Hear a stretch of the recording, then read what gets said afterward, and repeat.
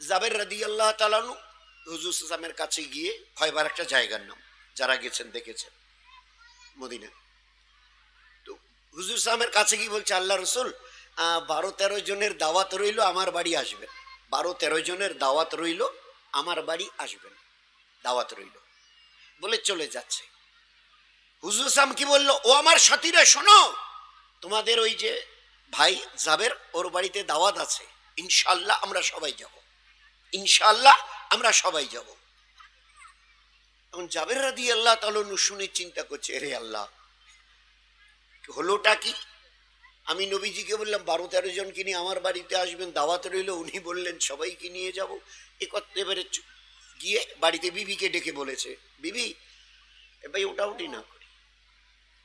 বিবি গিয়ে বলেছে, বিবি আল্লাহর নবীকে দাওয়াত দিয়েছি, উনি সবাইকে নিয়ে আসবেন বলছে। তারপরে আসবে, তা বলে আরে আসবে তো বললে কতজন জিজ্ঞাসা করো, বলো কেন কতজন? তা বলে তা প্রায় 1500 হবে। ভাই কতজন? 1500। বিবি শুনি কি উত্তর দিয়েছে, ওইটা শুধু জানানোর জন্য, দোয়া করি একে অপরের জন্য, মা বোনরাও তারা নিজেদের জন্য, আমরা আল্লাহকে কতটা চিনেছি, তারা কিভাবে চিনেছি। ওই জাবের রাদিয়াল্লাহু তাআলা আনহুর বিবি শুনি বলছে, তুমি কজনের কথা বলেছো ঠিক করে বলো। বলে আমাদের বাড়ির ব্যবস্থাই 12-13টা 14টা লোকের, আমি 20 জনের কথা বলতে পারি, তুমি বলো। আমি নবীকে পরিষ্কার বলেছি, নবীজি 12-13 জনকে নিয়ে আসবেন। তাহলে তোমার এই 12-13 জনের কথা শোনার পরে নবীজি বলছে সবাইকে নিয়ে আসবে? বলে হ্যাঁ।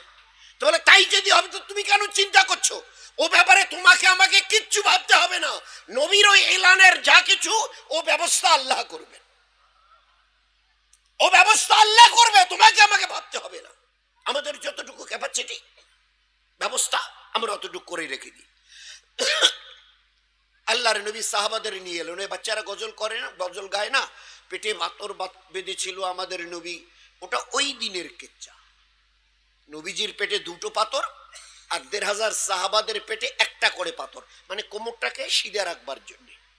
কেন না 3 দিন ধরে এই 1500 আমাদের নবী সহ 3 দিন এক লোকমা খানা আর এক কাতরা পানি, এক চুল পানি এদের কারো পেটে পড়েনি 3 দিন, একমাত্র আল্লাহর দিনকে হেফাজত করবার জন্য। নবী এবং 1500 সাহাবা 3 দিন তাদের পেটে কিছু পড়েনি, ওই দিনের কেচ্চা এটা।